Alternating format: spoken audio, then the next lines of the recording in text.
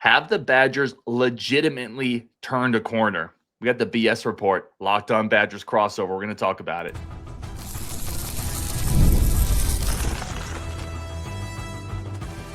You are Locked On Badgers, your daily podcast on the Wisconsin Badgers. Part of the Locked On Podcast Network, your team every day. What is going on, Badger fans? Welcome to Locked On Badgers, a Locked On Portal crossover edition. Today's episode is brought to you by Gametime. Download the Gametime app, create an account. Use code Locked On College for $20 off your first purchase. Thank you for making the Locked On Podcast Network the #1 sports podcast network. Brian, we got a lot to talk about today. We got some listener questions, some recruiting thoughts, quarterback maybe in the offseason in the portal with some new money coming into Madison. We got to talk about this. Some good news. Brian smiling about the Badgers. I love it. And it's a real smile. It's not a fake one. But first, have the Badgers turned a corner? Is this real? I think that they've mentally turned some kind of corner because they seem to believe in something because they play so hard. They were at least close with Indiana for a half. They beat a couple of teams. I thought they'd get housed by Washington. They beat them.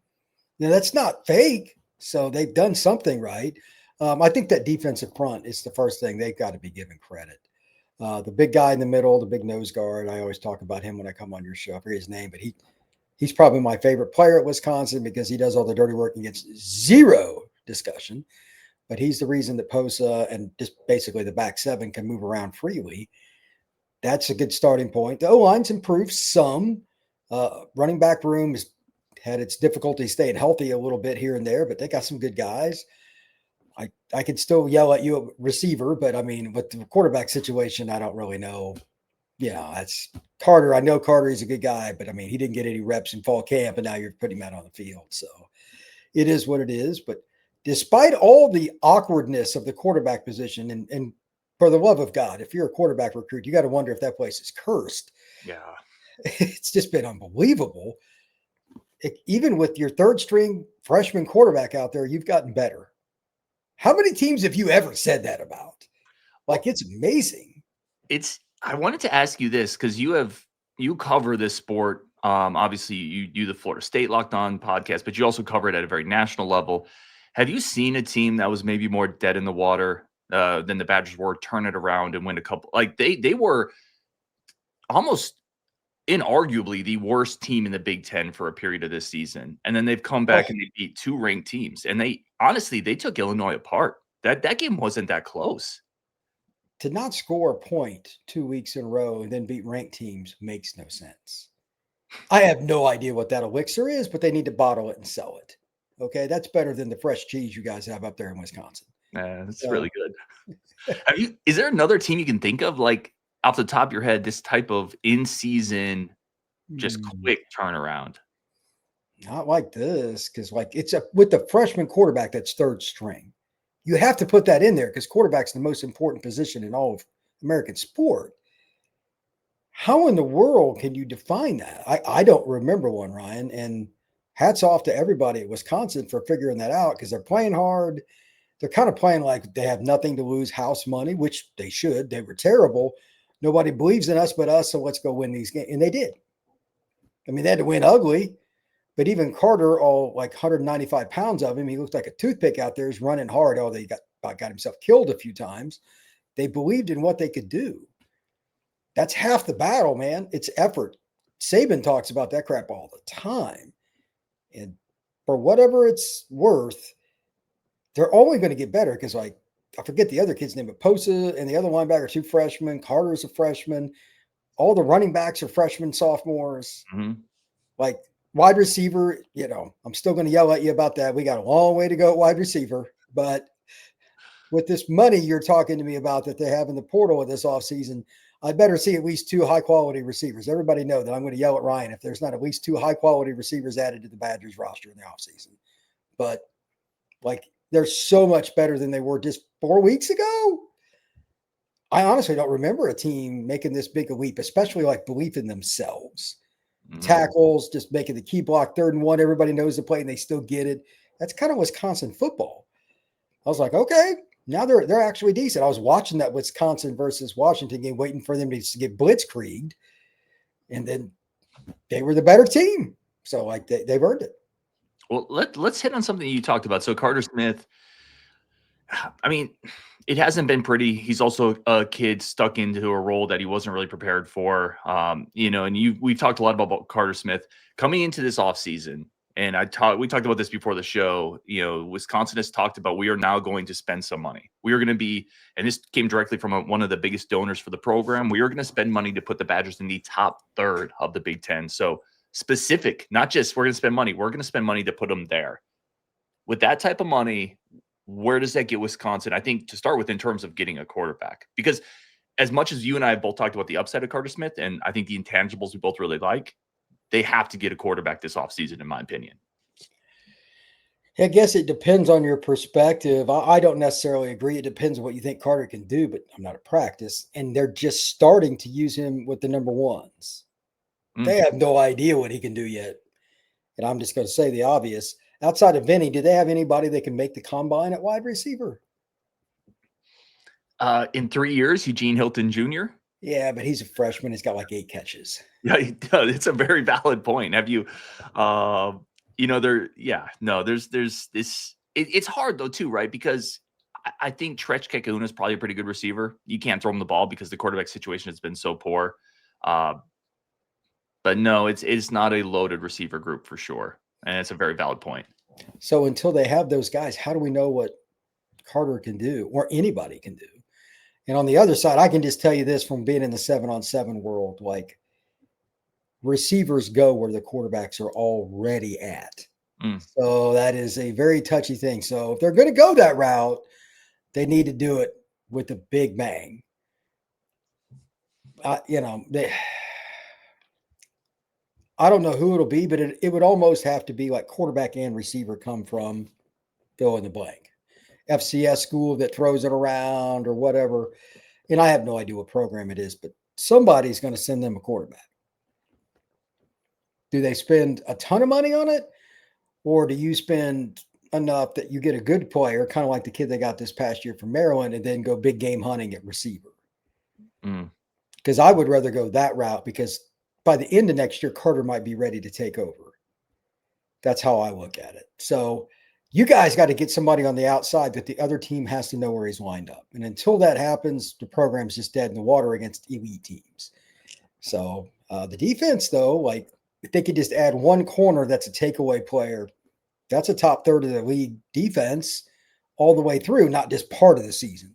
Like here at the end, they are. Like I think it'd be kind of like Damon Williams is incredible, and they just made him look like he was a somewhat normal player, which is hard to do. So they're close. They just need like one corner, keep some of the guys they got in their front seven. Like I'm sure everybody's going to try to steal Posa out of the portal. Like that's already started. So keep your key players, add just a few on defense, and go big game hunting at receiver. Depends on what you're trying to do offensively. I don't know that either. I'd have to ask you, Ryan, what are they trying to do? Because it ain't what they're doing right now. I have no idea what their scheme is. Yeah, they haven't really been able to play it this year. So Coach Grimes has what he calls a kind of a run violent offense. He wants to use motion, he wants to use misdirection, then deep play action passing, right? So create gaps through most misdirection on the running game, kind of some zone principles on the running side, and then hit him with deep play action, deep post, deep comeback, those kind of things. That's nominally what he wants to do, but he hasn't been able to do that this year because the offensive line hasn't been able to protect long enough, and the quarterbacks have all been banged up. And to your point, there's inherent talent flaws on the outside. Let me ask you this. So for me, it's more of this program for 3 years has been snake bitten at quarterback. I just think they will look at this offseason with new money and say, we might need 2 quarterbacks. I think they're going to maybe even overcorrect there just because of the injuries they've had. But let's say it's more of a depth piece. So you get a Billy Edwards and a Daniel Neal, and you say we're going to have a competition. Maybe Carter Smith can be that guy next year. In the scheme of things, what does a receiver cost? Like a big-time receiver? Is it quarterback money, defensive end money? It's certainly not quarterback money. What does a receiver cost to bring in the portal? Just to put it in perspective, Cam Coleman's a little over $1 million a year. So Wisconsin's probably not in that ballpark, and Cam Coleman's aren't on the market. So 500 to 800 for one really good one. Because, there's only one Cam. Jeremiah's, you don't want to talk about that. Yeah. But not that he's available from the Buckeyes. But, yeah, it's going to cost you $1 million maybe if you're Wisconsin, they might have to overpay because they're going to be like, why would I go there when I can go over here? You might have to overpay right now, which probably ain't going to bring many people happy, but that's reality how this works too. There's a lot of leverage because I'm going to get double teamed every play. Why would I go there? And it's a valid point, but they might want to go the $500,000 route and take two guys and just spread it around and just screen teams to death, short passing game with speedy guys. I think that's the other way. The 6'3" boundary receiver is $1 million plus probably. There are just very, very few of those guys. And speaking of 6'3" boundary receivers, we're going to talk recruiting next. The Badgers in a fierce battle for Jaden Petit with Oklahoma. Plus, I need to talk to Brian about a comment he made previously. You're going to love this, Brian. You're going to absolutely love this. That's coming up next on Locked On Badgers. First, a quick second for our friends of the show over at FanDuel. FanDuel is our incredible partner. NBA's back. NBA is phenomenal.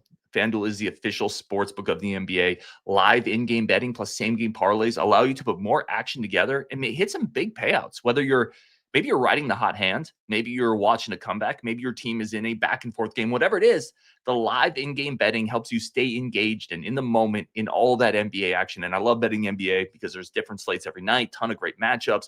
There's a lot of value you can find over on FanDuel with NBA.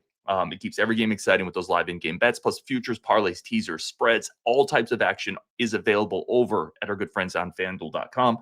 Right now, FanDuel is giving new customers $300 in bonus bets if your first $5 bet hits. That's as good as you're going to find anywhere. $300 to use on bonus bets across the app if your first $5 bet hits.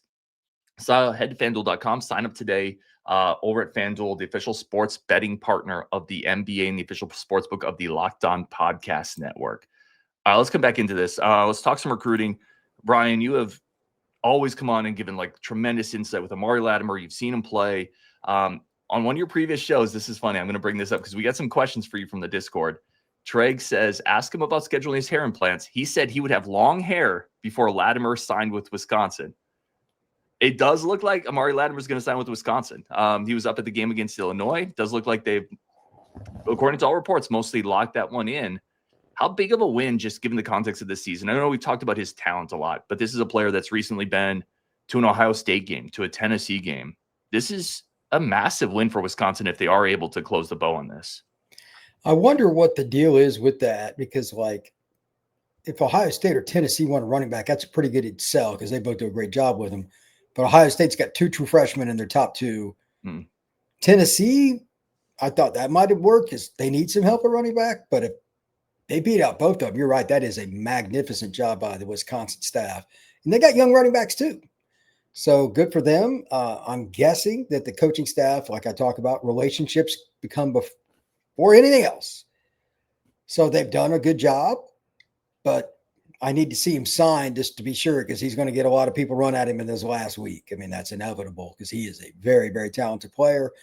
He might be the most physically gifted guy on the roster from day one. I'm not saying he's going to play day one, but by the end of his freshman year, I think he could start, even though they got other good running backs. He has skills they don't have. Like his deep speed, his ability to read the hole and all that, that's an NFL player. So we'll see if he sticks it out. And if he does, it's good for it's about time Wisconsin had a guy you feared at running back again. They got good players now, but he's if he hits the crease, I'm not saying he's Jeremiah Love, but he's in that ilk, where if you don't take the right angle, he's scoring. He turns a 16-yard play into an 84-yard play real quick. Physically, he also just looks like a guy day one. He plays some linebacker for them, physical, catches the ball. Just feels like he can do a little bit of everything that you'd want from a high-level D1 guy.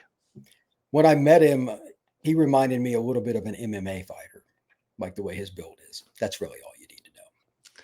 Let me ask you this. Again, we got a couple other questions here. People are always excited when Brian comes on.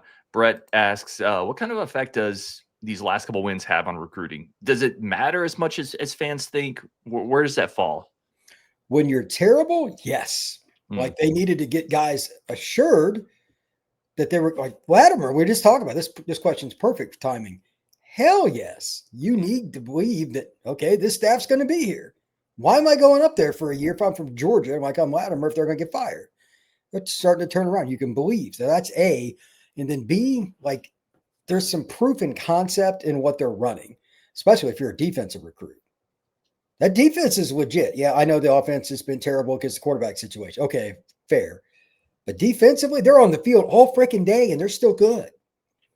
That has to count for something. So I think it's more important for Wisconsin than it would be for a team that's going to, like Michigan's gotten a little better here towards the end. It's Michigan. A moron can recruit a top 15 class to Michigan. It's not hard. So, and they got tons of NIL money. Like, it's not that big a deal. But Wisconsin, it's a little smaller error room there. Like, it's concerning. If they'd have finished out the season with 2 wins, they'd have lost some guys. So I think it's a big deal. And now that also helps you with your junior recruiting in January, getting guys on campus. We're building something. They have something to, like, hey, we won X number of games. I don't know if they'll beat Minnesota or not, but, they're going to be competitive again. That's so important because it's hard to sell. Oh, by the way, we're 2-10. We're good. How do you sell that? There's no way, dude. You have to win some games. So I think it's a big deal. I want to give you credit on this too. You were ahead of the curve on this front seven, especially for somebody who doesn't follow the program quite as closely as other people. Several weeks ago, you said, and this comment actually raised a couple eyebrows on my Discord. You said this front seven could play in the SEC. This is an SEC level front seven, and they have been dominating. That Illinois, they had a 56% pressure rate against Illinois. Yeah, like Illinois' O-line's not as good as I thought it was going to be, but it's still got some guys that are going to make it to the combine. And they kicked the crap out of them. And that's a team that's beat USC this year. That's a team that's competitive with other programs that Wisconsin's not always. They kind of raised their bar. So my next question for Wisconsin, like they played Minnesota last game, correct? Correct. They're a good team. They're nothing great, and they're about as one-dimensional as it gets. If Minnesota doesn't have a quote-unquote better than expected passing day, this could be a 24-3 Badger win. So I'm not saying they're going to because they're probably going to pass for 64 yards. But yeah, it's true. At the same time, if you get 2 sacks, a strip sack fumble, you scoop and score, like who cares? Well, I mean, you still want to throw it around a little bit, but like you got to find a way to get through while Carter's learning because there's only so much you can do in the middle of the season for season install. Like it's just not realistic. So that front seven's got some guys, and what little I've watched of them, the run gap fits are good. But sometimes, like if you watch from the horizontal angle, like you see on TV, the line of scrimmage moves back. That's just, it's not very difficult. When you're winning the line of scrimmage, it sucks as a quarterback. It's 3rd down and 8, and you got a guy in your face that's 6'6", 300 pounds. That sucks. Their front seven's pretty good. Are they as deep as like the Tennessee Vols or the LSU did? No, they're not. But like the starters can play for any of those teams. I think Wisconsin has done a lot with what they have. So that's the one thing Fickell's always been known for. Like their fronts are pretty good. They do some complicated things. But I think part of this is just like, especially that nose guard, like you have to double team him.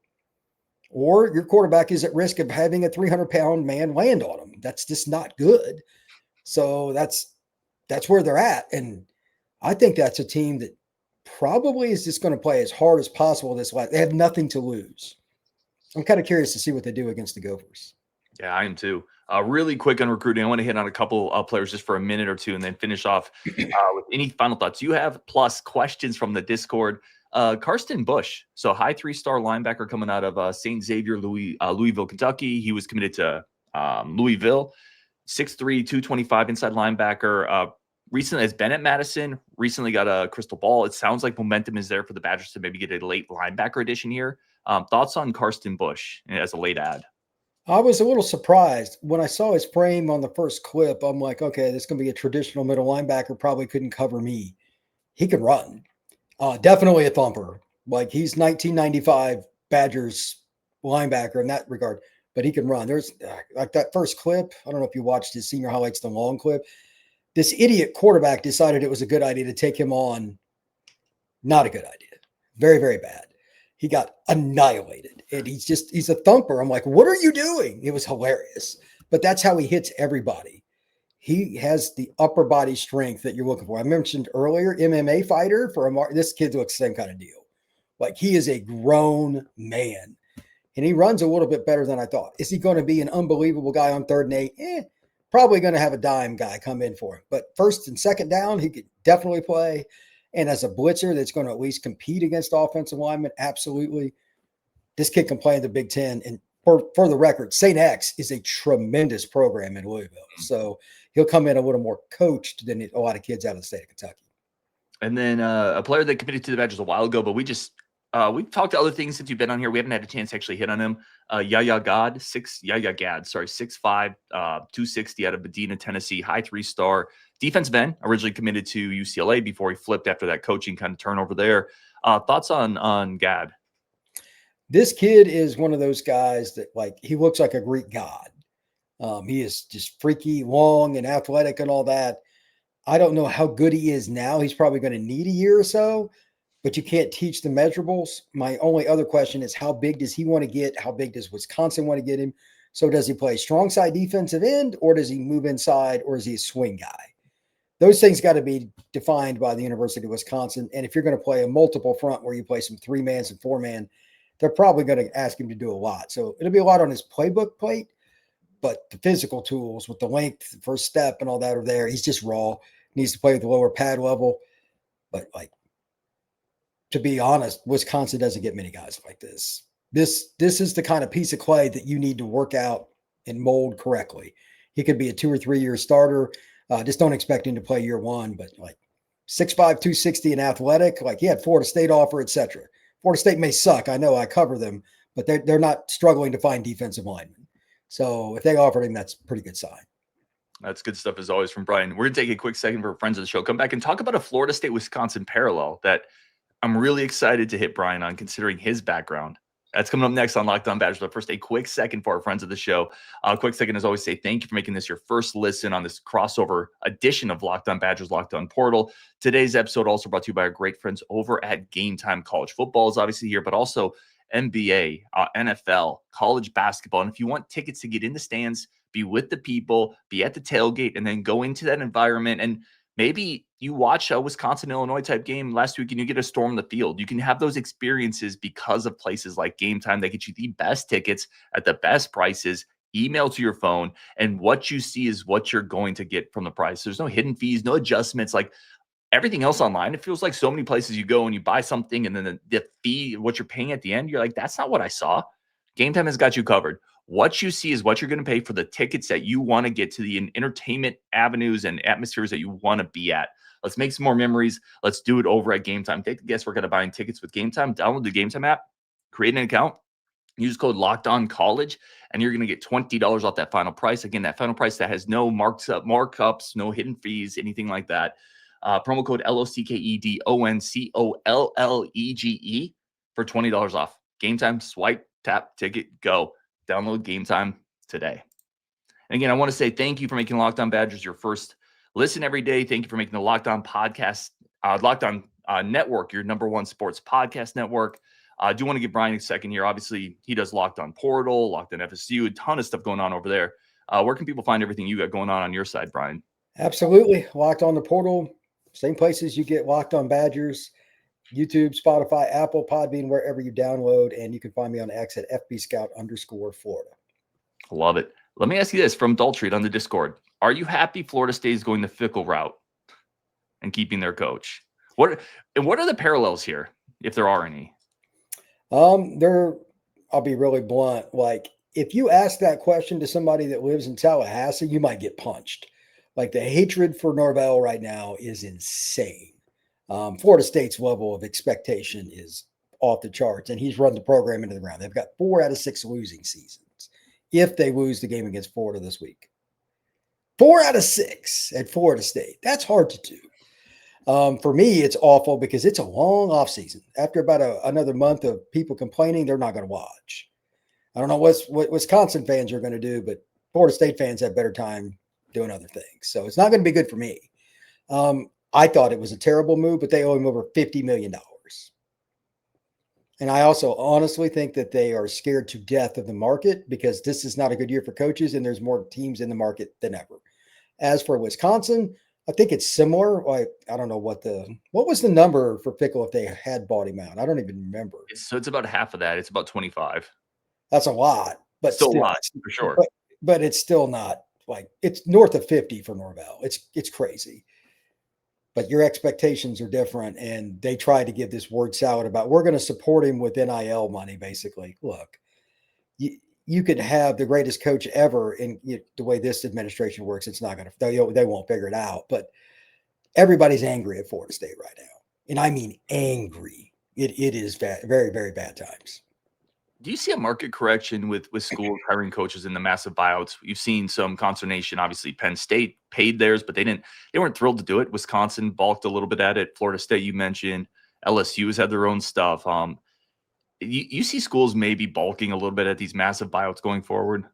I think they already have. That's what Florida State's doing. Like, I don't know if this is accurate, and if it is, I'm going to need psychiatry. But I was told it's a 2-year deal with Norvell. Like, they can't fire him for 2 years.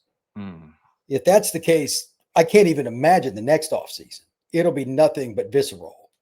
So, because their third game next year, they play at Bama. You know how that goes. So, been there, done that. It's not a good time. So, like, there's a lot of questions about how this works. And think about it. Baylor is bringing back Dave Aranda for the 129th year.